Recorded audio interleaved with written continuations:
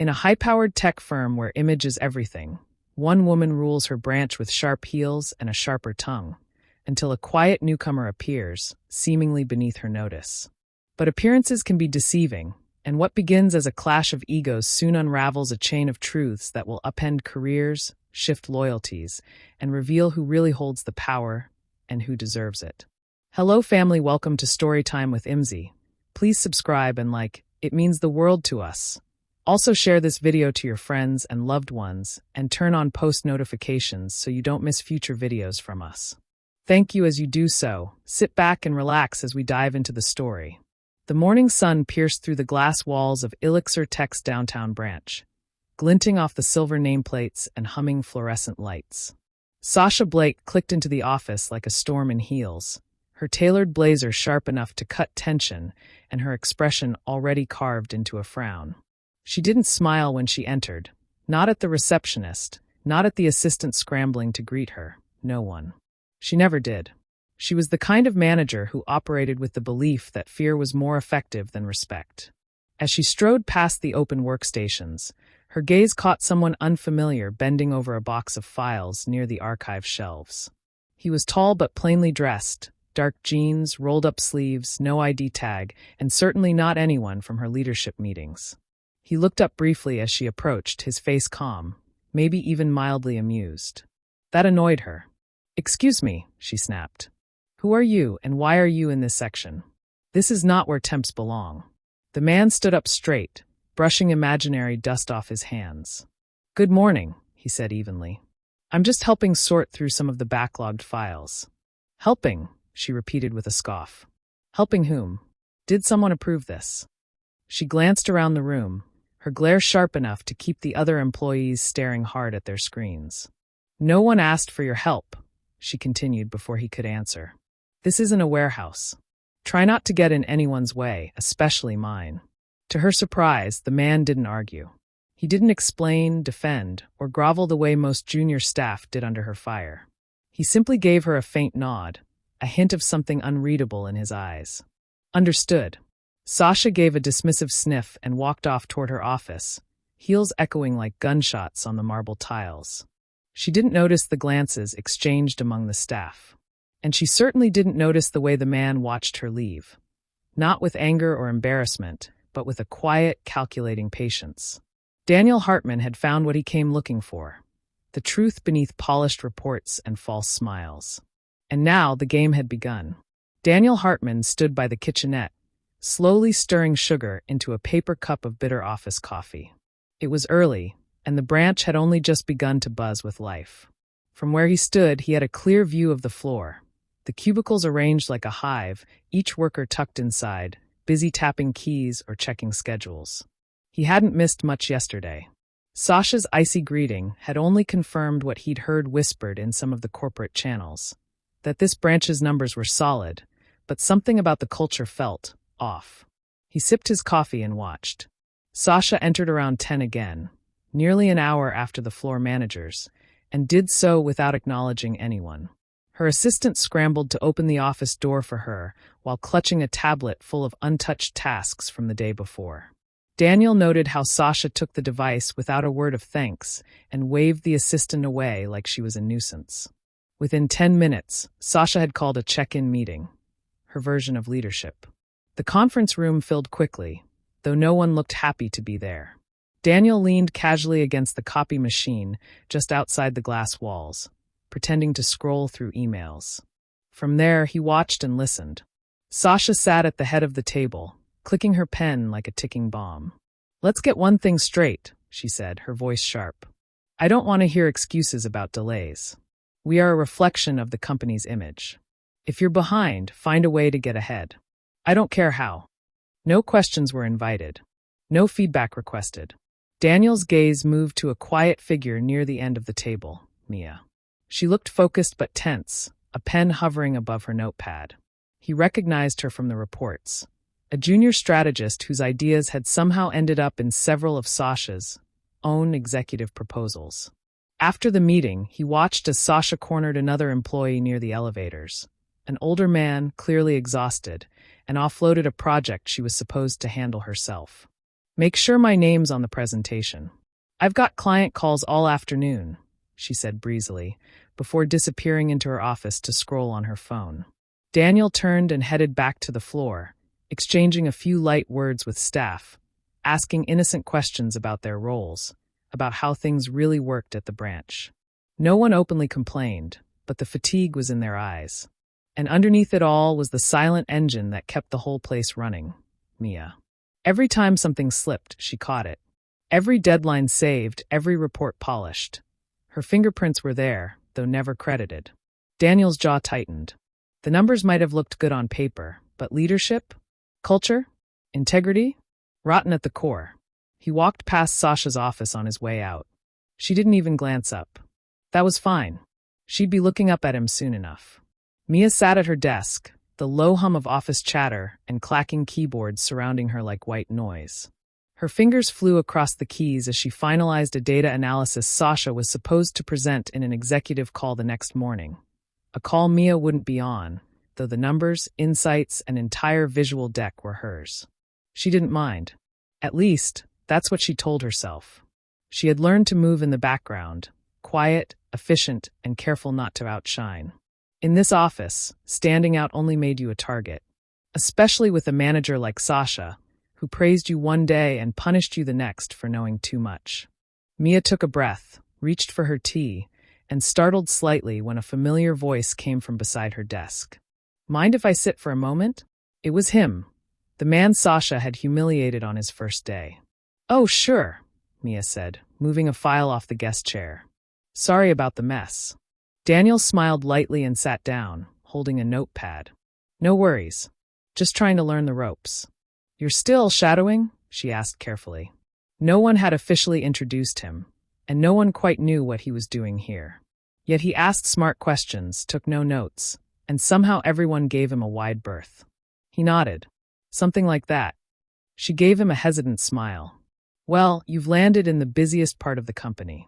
This branch is a beast. We barely breathe between deadlines. I noticed, he said, his voice quiet. But I also noticed you seem to keep the wheels turning. Mia blinked, surprised. Me?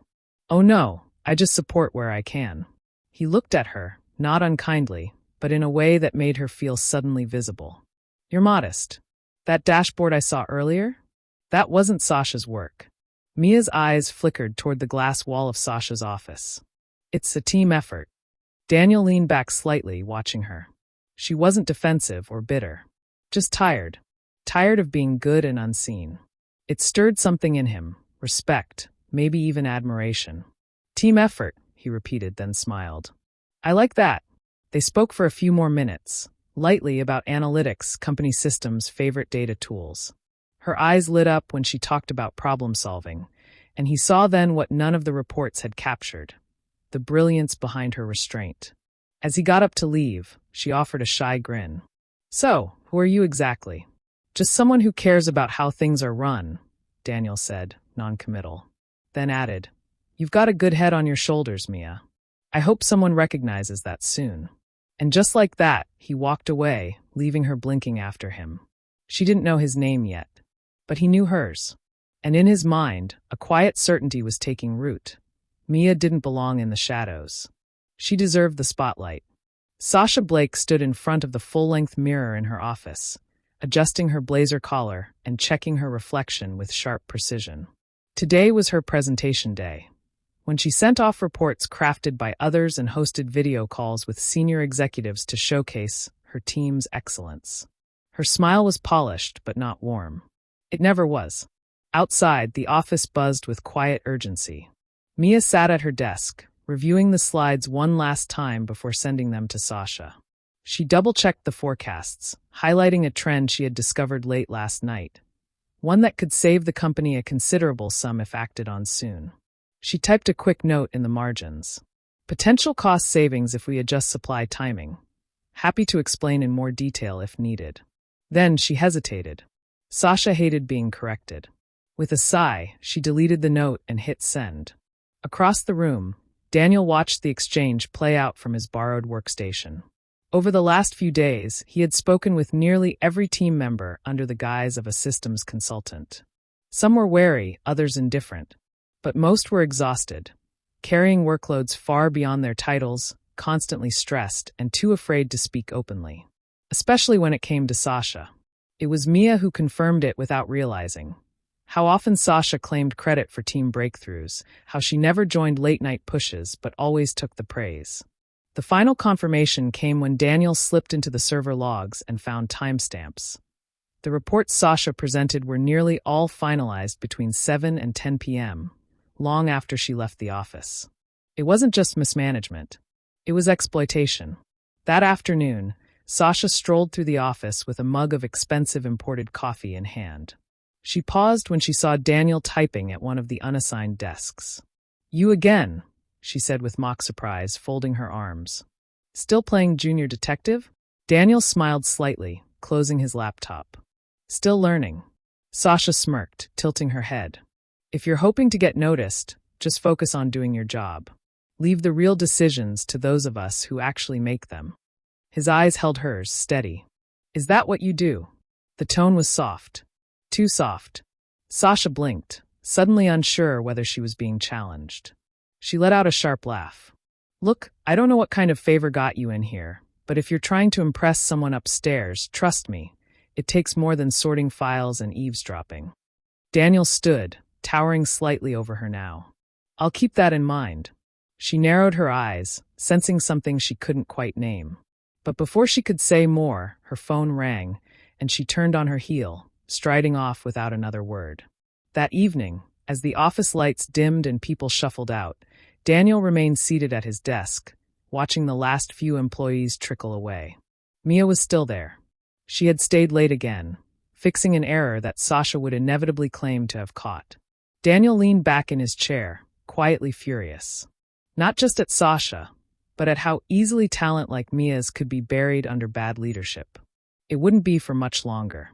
He reached into his bag, pulled out a slim folder, and opened it. Inside were evaluations for all branch managers across the country. Sasha's file was already marked.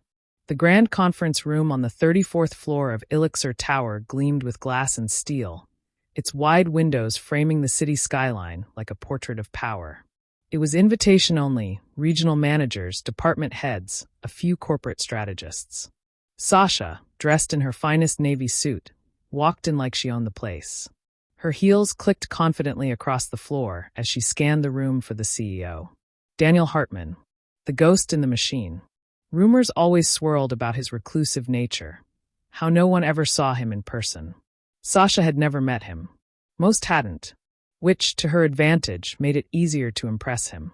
She adjusted her posture, offered polite nods to the other managers, and took her seat near the head of the table. Her PowerPoint, a regurgitation of Mia's data analysis, was preloaded on a USB in her purse. She felt calm, composed, ready to shine. Then the doors opened, and in walked him, the man she'd mocked, the one she'd spoken down to in front of her entire floor. Her heart stuttered in her chest. He wasn't in jeans now. He wore a tailored charcoal suit, no name badge, no pretense. He walked with quiet command, not just confidence, but ownership. And the way everyone stood at his entrance confirmed it. Sasha's stomach sank as realization dawned like a slap across the face. Daniel Hartman. He gave a courteous nod to the room and took the chair at the head of the table, folding his hands in front of him. His eyes flicked briefly to Sasha, no smile, no recognition, but something colder, indifference. She forced a tight smile, her throat suddenly dry. "Good morning," Daniel began, his voice composed, firm. "Thank you for coming. I've been visiting branches across the country, quietly and without warning, because I don't believe a manager should only shine when they know I'm watching. I believe the true measure of leadership is what happens when you think no one is." Sasha's fingers curled tightly under the table. Daniel continued, "Some of you have built incredible teams. Some of you are the reason your branches thrive. And some of you," his eyes settled on her, "have risen on the backs of others, mistaking silence for loyalty and fear for respect." The silence in the room thickened like fog. "Effective today," he went on, "an internal audit will be released to all regional managers, containing performance evaluations, peer reviews, and anonymous feedback. I expect changes to follow." Sasha's mouth parted slightly. She felt exposed, her skin hot, her vision narrowing at the edges. After the meeting, she hurried to catch him. "Mr. Hartman, Daniel, I didn't know. If I'd realized who you were." He turned to face her, expression unreadable. "And if I hadn't been your CEO," he asked quietly, "you'd still speak to people that way?" She froze, searching for words, but none came. Daniel looked past her then, not cruelly, just done. "Sasha, it's not about me. It's about everyone else you thought didn't matter." And with that, he walked away, leaving her standing in a room that suddenly felt far too cold. The next morning, Sasha's office felt like a tomb. The blinds were drawn. Her inbox was flooded. But it wasn't the emails that made her hand tremble. It was the silence from above. No morning meeting. No calls from corporate. No reply from the desperate email she'd sent Daniel Hartman last night, long after the conference. She had rewritten it 3 times before settling on a tone that sounded humble, but not pathetic. Still, it had gone unanswered. Her assistant, hesitant as ever, poked her head in. "You've been requested in the HR boardroom. 10 a.m. sharp." Sasha didn't reply, just nodded stiffly. The HR boardroom was colder than usual, literally and otherwise. Daniel wasn't there. Instead, a panel of regional executives and compliance officers greeted her with flat expressions. They handed her a folder. Inside were employee feedback forms, time-stamped reports, and, worst of all, screenshots from the internal system. Every time she'd assigned her responsibilities to Mia or other junior staff, every falsely signed document, every act of credit theft, laid bare in black and white. "Pending a full investigation," the lead compliance officer said, "you are suspended from management duties. You'll be transferred to an operational support role at another branch, where you'll be retrained under direct supervision." Sasha felt the words slam into her like stones. "But I made mistakes, yes, but I can change. I've given years to this company." "Years doesn't excuse abuse," the woman said flatly. "You didn't just fail upward, Ms. Blake. You climbed on others." There was no more room for negotiation. She was escorted back to her office to collect her things. Meanwhile, on the floor below, a quiet buzz traveled through the department. Whispers swirled. Faces brightened. For the first time in months, there was lightness in the air. Mia was summoned to the main conference room, nervous, unsure what for. She walked in and found Daniel sitting casually at the table, this time with a folder in front of him. "Hi, Mia," he greeted gently. "Mr. Hartman," she said quickly, still not fully used to his real identity. He smiled. "Daniel's fine." She sat down, still cautious. "Is something wrong?" He slid the folder toward her. "Actually, something's very right. We've reviewed the feedback from your department. You've held that branch together for far longer than anyone realized. I'd like to officially offer you the role of interim branch manager." Mia's breath caught. I don't know what to say." "Say yes," he said simply. "And know that it's only interim until you prove to everyone else what I already know." She blinked, stunned. "You think I can really do this?" Daniel's expression softened. "Mia, you've already been doing it. You just haven't had the title yet." A smile broke across her face, genuine, disbelieving, and warm. Down the hall, Sasha passed by quietly with a box in her hands. Their eyes met through the glass for the briefest moment. Mia looked away first, not out of pity, just peace. Sasha was no longer her problem. The office felt different now. Not because of some grand announcement or sweeping renovation, but because of something subtler, like a window finally opened after a long winter. Mia sat at the manager's desk for the first time.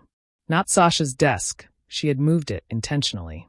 The new one was smaller, more practical, placed near the team rather than elevated above them. She wanted to see her people, hear them, work with them, not above them. The first thing she did as interim manager was call a team meeting, not to scold or lecture, but to listen. The room was quiet when she began. "I know the last few months have been heavy," she said, standing with her hands gently clasped in front of her. "I've felt it too, and I'm not here to pretend I have all the answers. But I do know what it feels like to work hard and be overlooked. That won't happen anymore. Not on my watch." The silence cracked. Then came nods. Small smiles. A few watery eyes. From that moment on, things began to shift. Mia rolled up her sleeves. She joined the late nights, the hard calls, the messy details. When someone succeeded, They were recognized publicly. When someone struggled, they were supported, not shamed. And Daniel noticed. He made more visits now, officially. He no longer wore coveralls or moved files in the archive. He walked in as CEO. But when he came to Mia's branch, his presence was quieter, less performative. He watched from the sidelines with a kind of quiet pride. Their relationship grew in moments between chaos. A shared lunch in the break room. A late-night call to brainstorm a new proposal. Jokes exchanged during audit meetings. His compliments were subtle, but sincere. "You've done more in 3 weeks than some managers did in 3 years," he said one evening as they walked the floor together. Mia laughed softly. "That's a low bar." "No," he said, pausing. "That's just how high you've raised it." There was something unspoken between them now. Not rushed. Not inappropriate. Just real. She felt it in the way he looked at her. Not like she was a promotion, but like she was a discovery. One Friday evening, after most of the staff had left and the sunset bled gold through the windows, Mia stood alone by the floor-to-ceiling glass, looking out at the skyline. Daniel approached silently and stood beside her. "You okay?" he asked. She nodded. "Just grateful. And a little terrified." "Of what?" "Of not living up to what people think I can be." Daniel turned to her fully. "Then don't live up to them. Just be the person who got us here. The one I saw when no one else was looking." Mia met his eyes. The air between them tightened, warm and quiet. And for the first time, she allowed herself to wonder, not just what she could be in this company, but who she could be with him. Spring came slowly, but when it arrived, it was undeniable. Warm breezes, green returning to the city trees, and a lightness that had settled over the Elixir branch that no one could ignore. The numbers spoke first. Under Mia's leadership, productivity had jumped. Staff turnover had dropped to near zero. Client satisfaction reached a record high. But more than that, something deeper had shifted. People smiled in the halls now. They stayed late because they wanted to. Ideas flowed without fear. Credit was shared, and trust became the new currency. Daniel visited regularly, but not with the same hidden agenda as before. Everyone knew who he was now, but more importantly, they understood why he had come in disguise. And they respected him more for it. One afternoon, an email was sent to all branches. Subject line: promotions and permanent appointments. The message was simple.